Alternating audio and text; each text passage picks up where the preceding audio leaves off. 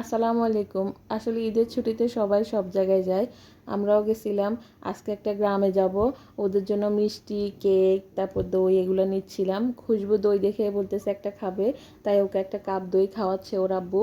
আসলে বৃষ্টি হচ্ছে তো, তাই একটু তাড়াতাড়ি যেতে পারলেই ভালো হয়, কারণ খুশবুর ঠান্ডাজনিত সমস্যা আছে। মাঝখানে আমরা একটু ভিজে যাচ্ছিলাম, তাই একটু থামছিলাম এক জায়গায়, বৃষ্টি উপভোগ করতেছি। প্রচুর বৃষ্টি হচ্ছে, একটু থামছে তাই আবার রওনা দিচ্ছি। খুশবু খুব উপভোগ করতেছে সামনে বসে, কারণ মোটরসাইকেলের জার্নিটা ওর থেকে অনেক ভালো লাগে।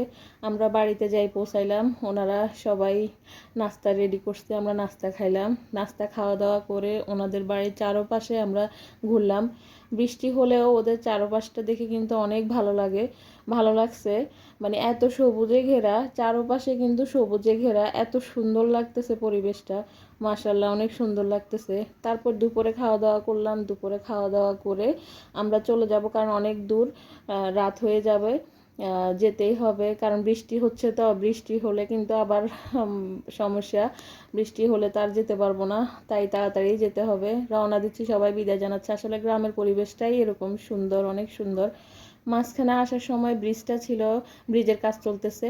তারপরে এত জ্যামে ধরছে, আস্তে আস্তে আমাদের রাত হয়ে গেছে। আজকে এই পর্যন্তই। আল্লাহ হাফেজ, সবাই ভালো থাকবেন।